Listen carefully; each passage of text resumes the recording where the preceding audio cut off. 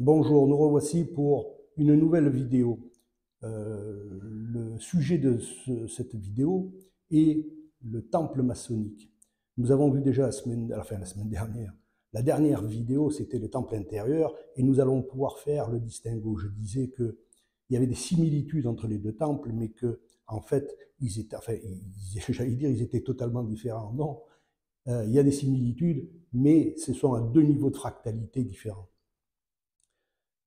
On admet volontiers que le temple maçonnique ne se crée que lorsqu'on ouvre les travaux, lorsqu'on a consacré le lieu. En dehors de minuit, le temple n'est qu'un banal lieu maçonnique. Cependant, ce que l'on ignore également, c'est que la loge est du même acabit, c'est-à-dire que la loge n'existe que durant la tenue maçonnique, durant de midi à minuit. Elle se crée concomitamment à l'ouverture des travaux et à la consécration du temple. En dehors de cela, on peut parler d'atelier, mais certainement pas de loge. C'est pour ça que tous les frères et sœurs qui participent à l'ouverture des travaux sont partie intégrante de la loge. Il ne peut pas y avoir de frères ou de sœurs visiteurs. Lorsqu'on les nomme ainsi, ce n'est qu'un point de vue administratif, mais d'un point de vue pratique et d'un point de vue essentiel pour la loge, ils sont partie intégrante de la loge. C'est pour ça que les remerciements sont proscrits dans la loge. Pourquoi sont-ils proscrits? Parce que la loge est une entité à part entière. Imaginez que vous ayez une démangeaison au sommet du crâne et votre main droite vous gratte la tête et vous soulage. Allez-vous remercier votre main droite? Ce serait totalement absurde. Pour la loge, il en est de même. Alors bien évidemment, il y a toujours un imbécile ou une imbécile qui prend toujours la parole pour dire « je sais, en franc-maçonnerie, on ne remercie pas, mais je vais le faire quand même ». Personnellement, en tant que vénérable maître, ça ne m'est jamais arrivé parce que, à l'ouverture des travaux, je le rappelais sans cesse que les remerciements sont proscrits. Si jamais ça m'était arrivé, j'aurais arrêté le frère ou la sœur, j'aurais dit « excuse-moi mon frère, une petite seconde, excuse-moi de t'interrompre. Frère expert, frère maître des cérémonies, raccompagnez notre frère sur les parvis. » Et je lui dirais « je sais que ça ne se fait pas, mais je le fais quand même, allez, oust !» Ça peut paraître abrupt comme cela, mais vous allez voir au fur et à mesure pourquoi la loge n'a qu'une seule fonction, c'est d'être ici et maintenant présent pour faire vivre cette entité que nous avons créée. Le reste, c'est que du blablatage. Alors, le premier élément, si on peut appeler ça un élément du temple, c'est le frère terrible. Le frère terrible, à l'origine, il est à l'extérieur du temple. Et au fil du temps, très rapidement, on l'a supprimé. Pourquoi? Parce que on a considéré que c'était un frère couvreur. Et comme il y en avait un déjà à l'intérieur du temple, ce n'était pas la peine que ça fasse redondance. On l'a tout simplement et bonnement supprimé. Même la symbolique, nous avons supprimé. Je comprends qu'un frère ne peut pas rester à l'extérieur du temple durant toute la durée des travaux, mais symboliquement, on aurait pu le conserver et l'expliciter. Alors ce frère terrible n'est pas là pour empêcher les frères et sœurs, enfin pas les frères et sœurs, les profanes ou les intrus de pénétrer dans le temple. Il est là pour empêcher les profanes de sortir de l'enfer dont ils sont, c'est-à-dire de sortir de la matière.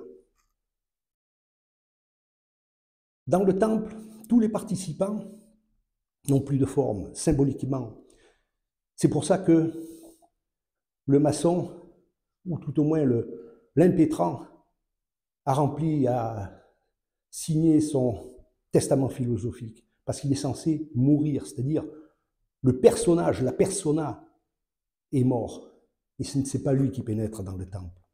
C'est pour cela également que toute notre partie de notre corps est couverte, bien que les gants fassent office de symbole de pureté, ils masquent les mains également. Alors vous me direz le visage. Le visage, lui, bien évidemment que par praticité, on l'a laissé, on le laisse comme ça, de façon à ce qu'on puisse s'exprimer et autres. Cependant, au 4e degré, le maçon a une voilette. On ne peut pas totalement l'occulter parce qu'on ne peut pas travailler dans une obscurité totale. Mais cette voilette n'est pas nécessaire, il suffit de comprendre les choses. Il n'y a pas besoin de les appliquer à la lettre. Alors, nous allons rentrer directement dans le temple et à l'intérieur, c'est le frère couvreur qui, lui, par contre, protège l'entrée du temple. Et il n'est pas seul. 3 la dirigent, 5 l'éclairent et 7 la rendent juste et parfaite. Tout le monde comprend cela, puisqu'on l'explicite dès l'apprentissage. Cependant, je vous rappellerai que, j'apporterai une précision, c'est que ce n'est pas 7, c'est 8, parce que ce sont toujours des multiples de 8. Nous avons 64 tétraèdres, c'est notre composition géométrique, et c'est toujours de 8 en 8. Le collège d'officiers, c'est le vector équilibrium de la loge. D'ailleurs, il n'y aurait pas besoin d'avoir des frères et sœurs sur les colonnes. Le collège d'officiers, en lui-même, peut ouvrir les travaux et fait office de loge. Et c'est là où les travaux, entre guillemets, où la connexion serait la meilleure. Parce que tous les frères et sœurs sur les colonnes, d'une façon ou d'une autre, consciemment ou inconsciemment, ce sont des perturbateurs. Alors je disais qu'il y a des frères et sœurs qui remercient, bien qu'ils sachent que ça ne se le fait pas. Tout ça, c'est de l'ignorance. Il y a des frères également qui discutent entre eux sur les colonnes, comme s'ils étaient à une terrasse de café. Là aussi, c'est non seulement de l'ignorance, mais également un laxisme du collège d'officiers. Parce qu'en fin de compte, pas grand monde sait à quoi sert la loge. Et finalement, la majorité, de toutes les tenues que j'ai à citer, en fait, ce ne sont pas des tenues, ce sont des réunions maçonniques où il y règne une forte amitié, mais ça n'a rien à voir avec ce que cela doit être. C'est comme si vous aviez en main une Lamborghini ou une Ferrari et que finalement, voilà, vous l'utilisiez comme une voiture électrique ou une 2 chevaux, en fait. Vous ne savez pas la puissance de l'outil que vous avez entre les mains. La loge, à la dernière vidéo, je vous ai dit que chacun avait sa fréquence vibratoire et que ensemble, ces fréquences vibratoires s'unissaient pour créer un champ électromagnétique bien plus important. Si chacun de nous, sa structure géométrique est composée de 64 tétraèdres, rien que le collège des officiers, c'est 8 x 8, ça ferait 8 x 64, je veux dire. Ça ferait 512, me semble-t-il, je ne veux pas dire de bêtises. Vous voyez bien que la fractalité est bien au-dessus. Chacun a une fréquence vibratoire qui correspond à son niveau de conscience. Avec le collège des officiers et la loge, c'est passé à une fréquence vibratoire supérieure de façon à ce qu'on ait accès à des informations qui dépendent d'une conscience qui est au-dessus, si on peut prendre cet exemple, c'est-à-dire si on peut les superposer, mais une conscience bien plus ample, je dirais. Et il n'y a que dans la loge que ça peut se faire, quand tout le monde œuvre dans le même sens, qu'il n'y a pas de pensée futile, qu'il n'y a pas de perturbation, et par les propos que l'on tient, et par le fait de discuter ou de rentrer avec des gants troués et sales. Si le collège des officiers savait à quoi sert la loge et l'ouverture des travaux, il ne laisserait jamais rentrer un frère ou une sœur avec des gants troués et sales.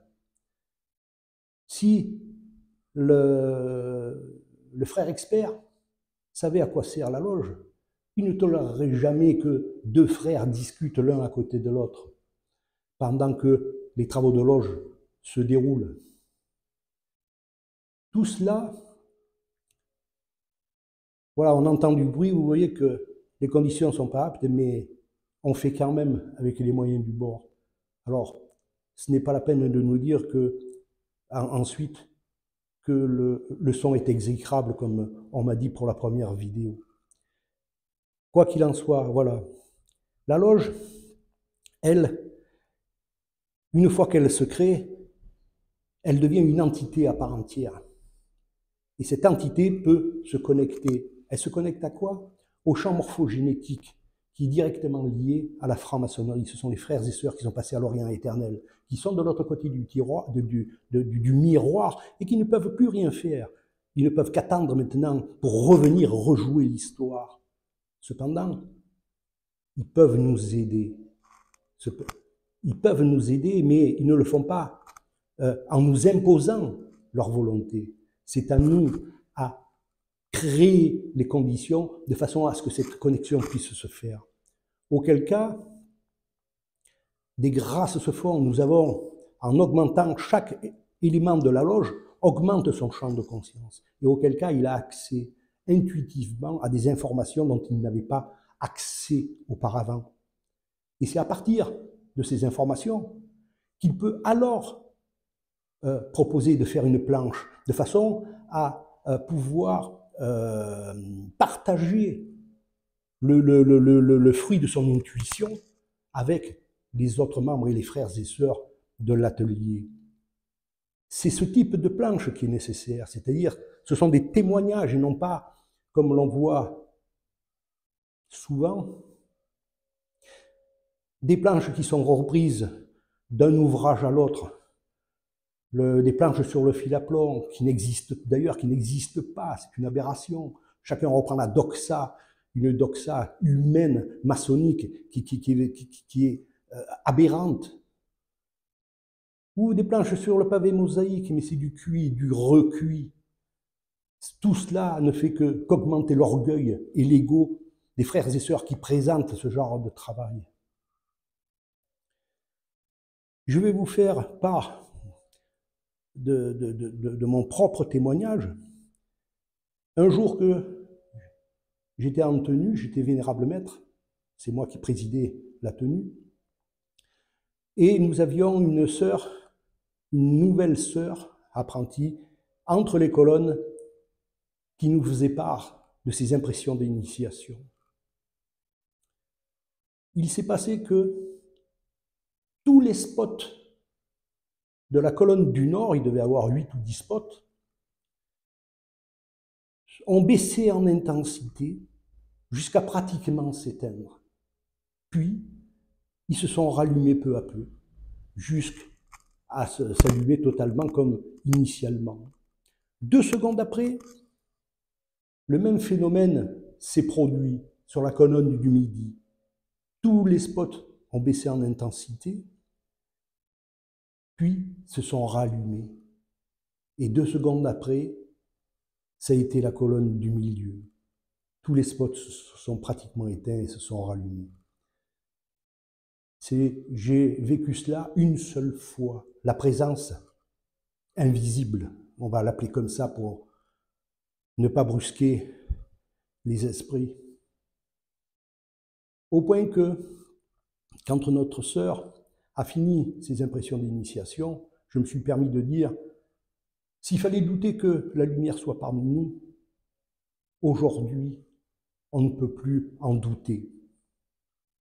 C'était d'une beauté extraordinaire.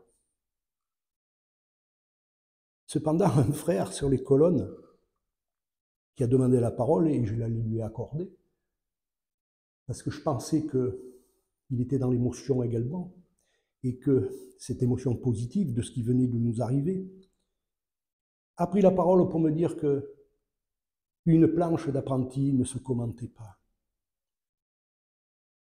Et je suis resté les bras ballants.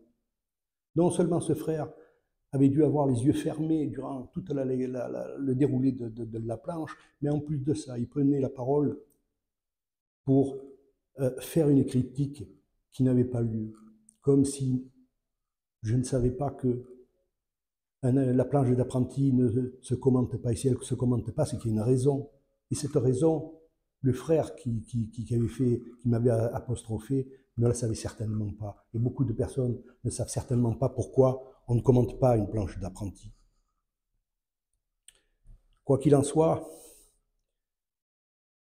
dans la loge, il est évident que si on attend que les travaux de loge se fassent de façon à ce que notre champ de conscience puisse s'amplifier, vous pourrez attendre longtemps, parce que comme je disais, tous les frères et sœurs sur les colonnes sont des perturbateurs. Et on n'est plus dans des réunions amicales que dans une tenue où il se passe des événements spirituels qui dépassent l'entendement du Kidam. Un autre élément, c'est le sol du temple. Alors le sol du temple, pour bien faire, il faudrait qu'il soit blanc, bien entendu, puisque le lieu a été consacré. Et ce n'est pas l'obscurité qui peut prévaloir. Cependant, si vous n'avez pas on n'a pas la possibilité qu'il soit blanc, on peut le faire de n'importe quelle autre couleur. Ça peut être du bois, ça peut être n'importe quoi. Mais certainement pas un damier, comme je le vois dans beaucoup de temples. Tout ça parce qu'il y a eu une erreur. Ils confondent le parvis du temple du roi Salomon avec le temple maçonnique qui n'a rien à voir. Le temple en damier vous oblige à marcher soit sur le blanc, soit sur le noir, soit vous marchez entre les deux. Les frères et sœurs ne font pas attention d'une façon ou d'une autre à leur démarche. Le sol, c'est le sol et il fait partie du décor. Je disais que la coiffe que nous avons, c'est-à-dire l'obscurité, aidée en cela par notre ego, si nous ne savons pas et que nous ne différencions pas le fait de marcher sur du blanc, du noir ou entre les deux, l'obscurité, votre ego, lui, va enregistrer l'information. Il va se rendre compte et va admettre que finalement, vous ne savez pas où vous allez. Vous errez. Et cela, ces informations-là, il s'en servira contre vous plus tard, parce que tout est stocké. Personnellement, cela fait 4 ou 5 ans que je ne suis pas allé en loge. Depuis qu'il y a eu cette épidémie de Covid, parce que les esprits ont été fous. Fous parce que c'est l'obscurité qui prévalait. Alors, il y a une chose qui serait intéressante, parce que la dualité existe, et si elle existe partout, elle existe également en franc-maçonnerie, indépendamment des symboles. C'est-à-dire qu'il doit y avoir une maçonnerie blanche et une maçonnerie noire. D'ailleurs, c'est la noire que l'on voit, que l'on critique et qui passe dans la presse. Les Illuminati gouvernent le monde. Personnellement, je considère que les Illuminati ne sont pas des francs-maçons, et ça n'engage que moi. Je n'en veux pas à l'obscurité, personnellement. L'obscurité fait partie de la dualité est nécessaire.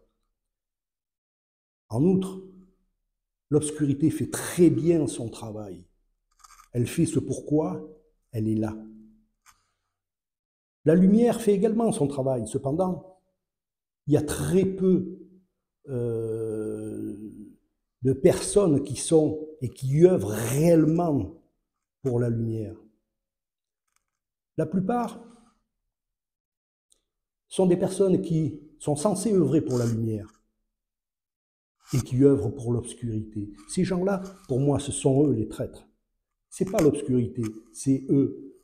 Quand vous jouez dans une équipe, vous n'êtes pas au profit de l'autre. Faites, réfléchissez là-dessus, de façon à savoir où est-ce que vous vous positionnez, de quelle manière vous avancez. Est-ce que la franc-maçonnerie œuvre pour la lumière? Personnellement, je vous dirais que les 3 premiers degrés, les loges symboliques, le sont. Au-dessus, les degrés de perfection, je ne pourrais pas vous dire, je n'y suis pas, je n'ai jamais voulu y rentrer. Pourquoi les loges symboliques œuvrent pour la lumière? Parce qu'il est dit qu'on élève des temples à la vertu et qu'on y creuse des cachots au vice. Il n'y a pas plus clair. En outre, dans la chaîne d'union, on dit que nous devons réaliser la fraternité universelle. Là aussi, ce n'est pas le travail de l'obscurité, c'est le travail de la lumière. Il faut tout le temps avoir cela en tête. Et si dans la vidéo précédente, je disais de conserver votre objectif en ligne de mire, quoi qu'il se passe, même si la vie vous emporte et que les vagues vous secouent, il faut que vous sachiez où vous êtes. Tous ces travaux de loge, comme je disais, n'existent uniquement pour que nous ayons une connexion qu'à titre personnel, individuel, excusez-moi, on ne peut pas avoir, si ce n'est après un dur labeur. C'est pour ça que les frères et sœurs, on parle de fraternité, de tolérance, alors que on œuvre, on est pour la lumière, on est inscrit dans le jeu de la lumière, mais l'on œuvre et nos points comptent pour l'obscurité. Ça devrait vous faire réfléchir. Ça devrait être le sujet de votre prochaine planche, plutôt que de tout le reste de fraternité, tolérance et tout ça, tout ce blabla qui ne sert à rien que d'enfumage. Il y a longtemps que je sais que les travaux de loge ne servent à rien. Si ce n'est pour quelqu'un qui est attentif, de regarder les symboles, voir comment ils interagissent, comprendre le système. Mais le travail est individuel. Le travail se fait en soi, se fait tout seul. C'est pour ça que le travail est long, le travail est fastidieux, parce que c'est un travail contre soi-même. La majeure partie du temps, il faut même déjouer notre propre ruse, parce que nous-mêmes, on se trouve des excuses. Nous-mêmes, on se prend pour l'ego, on se prend pour ceci, on se prend pour cela, parce que nos émotions nous emportent. Et c'est très difficile de revenir, de laisser le persona et de revenir à ce qu'on est réellement. D'autant que, en sortant pour aller acheter le pain, vous avez toute l'obscurité qui est à l'extérieur et qui est là pour vous confronter. À chaque fois que vous changez de rue, c'est pareil. Comment garder une constance? Comment garder une constance dans le travail, une constance dans nos pensées, alors que tout est fait pour nous divertir? Aujourd'hui, les temps s'accélèrent. Les fréquences vibratoires, elles augmentent. Indépendamment de nous. C'est le système. Le système se gonfle. Nous-mêmes en sommes affectés. Celui qui travaille pour la lumière, ça va se démultiplier. Il va aller 10 fois plus vite. Ce qui lui coûtait, je vous dis un exemple comme ça, simplement, pas un exemple, je prends une valeur. Ce qui vous prenait avant une journée à faire, aujourd'hui, c'est 30 secondes. Parce que ces fréquences vibratoires sont là pour multiplier ce que vous pensez. À l'inverse, ou à contrario, si vous êtes dans l'obscurité, cette obscurité va se démultiplier également. Et si vous aviez des difficultés, vous en aurez 10 fois plus. Et c'est ce que vous méritez d'une façon ou d'une autre. Vous ne méritez pas davantage. Quand on fait un serment, quand on décide d'œuvrer pour la lumière, on ne peut en aucun cas travailler pour l'obscurité. Je vais en rester là, de façon à ce que vous puissiez mettre cela en réflexion. Quoi qu'il en soit, je vais en finir également pour vous dire, voilà, je me fous totalement de ce que vous pensez de moi. Ça ne m'intéresse en rien. Je fais les choses par moi-même.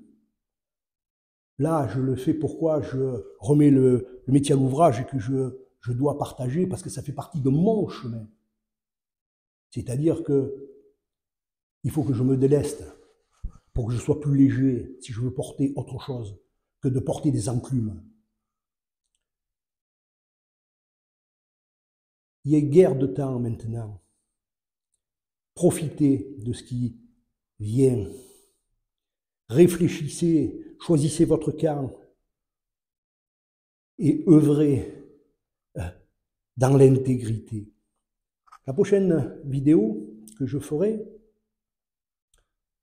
s'intitulera « La vie est un jeu ». On expliquera davantage toutes ces interactions et le pourquoi ceux qui, dans un camp, œuvrent pour l'autre sont des traîtres. Choose.